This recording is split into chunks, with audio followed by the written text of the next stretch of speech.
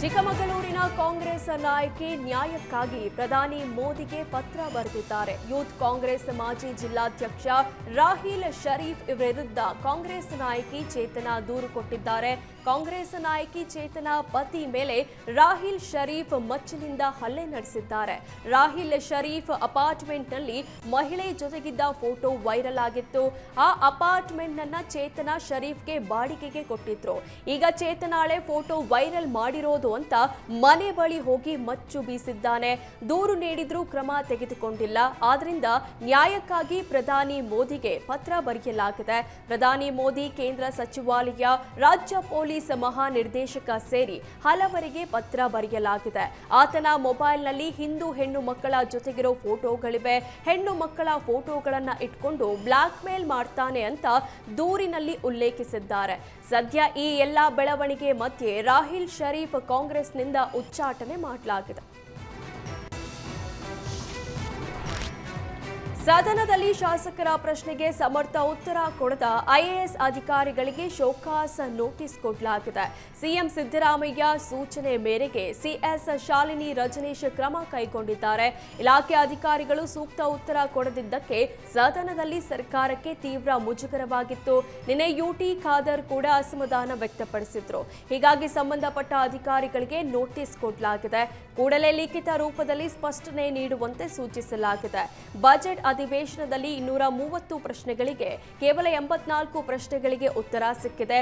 ಆದ್ದರಿಂದ ನಿನ್ನೆ ಯುಟಿ ಖಾದರ್ ಕೂಡ ಅಸಮಾಧಾನ ಹೊರಹಾಕಿದ್ರು. ನಂತರ ಸಿಎಂ ಸಿದ್ದರಾಮಯ್ಯ ಕೆಲ ಸಚಿವರಿಂದ ಸ್ಪೀಕರ್ ಮನ ಒಲಿಸಿ ಅಧಿವೇಶನಕ್ಕೆ ಕರೆತಂದಿದ್ರು. ಸದನದಲ್ಲಿ ಶಾಸಕರು ಕೇಳುವ ಪ್ರಶ್ನೆಗಳಿಗೆ ಸಚಿವರು ಉತ್ತರ ಕೊಡದಕ್ಕೆ ಸಚಿವರ ವಿರುದ್ಧ ಸಿಎಂ ಸಿದ್ದರಾಮಯ್ಯ ಫುಲ್ ಗರಂ ಆಗಿದ್ದಾರೆ. ಎಲ್ಲಾ ಮಂತ್ರಿಗಳಿಗೂ ಸಿಎಂ ಸಿದ್ದರಾಮಯ್ಯ ಪತ್ರ ಬರೆದಿದ್ದಾರೆ. ಸದನದಲ್ಲಿ ಕೇಳುವ ಪ್ರಶ್ನೆಗಳಿಗೆ ಸೂಕ್ತ ಉತ್ತರ ನೀಡಬೇಕಿದೆ. ಒಂದು ವೇಳೆ ತಾವು ಇರಲು ಸಾಧ್ಯವಾಗದಿದ್ದಲ್ಲಿ ಇತರೆ ಸಚಿವರಿಂದ ಉತ್ತರ ಕೊಡಿಸಬೇಕಾಗಿದೆ. ಪ್ರಶ್ನೆಗಳಿಗೆ ಉತ್ತರ ನೀಡದೇ ಇರೋದು ಸದನದ ಹಕ್ಕಿಗೆ ಚ್ಯುತಿ ತಂದಂತೆ. ಆದ್ರಿಂದ ಇಲಾಖೆಯಿಂದ ಯಾಕೆ ಉತ್ತರ ನೀಡಿಲ್ಲ ಅಂತ ವಿವರಣೆ ನೀಡುವಂತೆ ತಿಳಿಸಿದ್ದಾರೆ.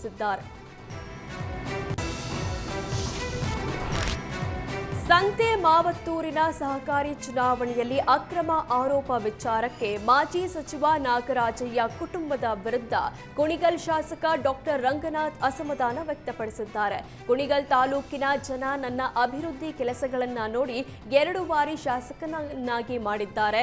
ತಾಲೂಕಿನ ಸಹಕಾರ ಸಂಸ್ಥೆಗಳು ಒಂದು ಕುಟುಂಬದ ಕಪಿಮುಷ್ಟಿಯಲ್ಲಿದೆ.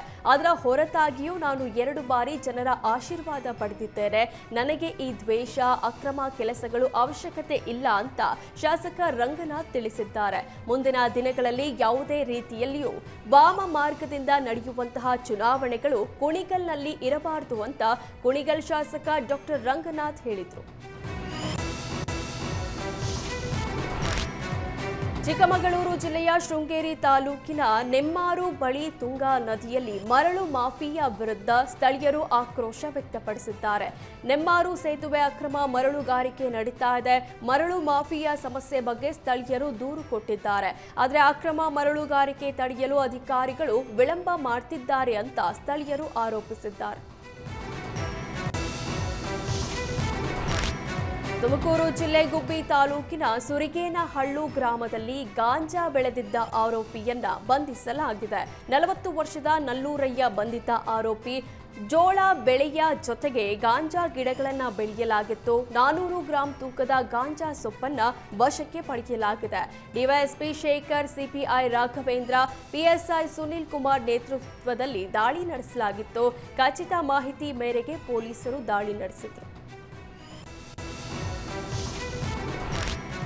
ಅರಮನೆ ಮುಂಭಾಗದ ಚಾಮರಾಜೇಂದ್ರ ವೃತ್ತದ ಫುಟ್ಪಾತ್ ಮೇಲೆ ಕಟ್ಟಡ ಕಟ್ಟಲು ಮೈಸೂರು ಮಹಾನಗರ ಪಾಲಿಕೆ ಅನುಮತಿ ನೀಡಿದೆ. ಈಗಾಗಲೇ ಫುಟ್ಪಾತ್ ಬ್ಲಾಕ್ ಮಾಡಿ ನಿರ್ಮಾಣ ಕಾರ್ಯಕ್ಕೆ ಪಾಲಿಕೆ ಮುಂದಾಗಿದೆ.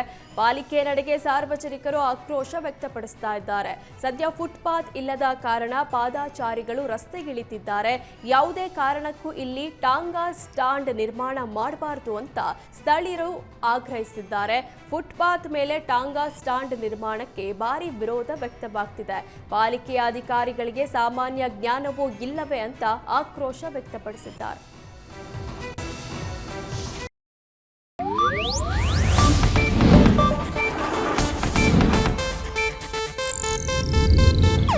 ಇದು ಏಷ್ಯಾನೆಟ್ ನ್ಯೂಸ್ ನೆಟ್ವರ್ಕ್ ಪ್ರಸ್ತುತಿ.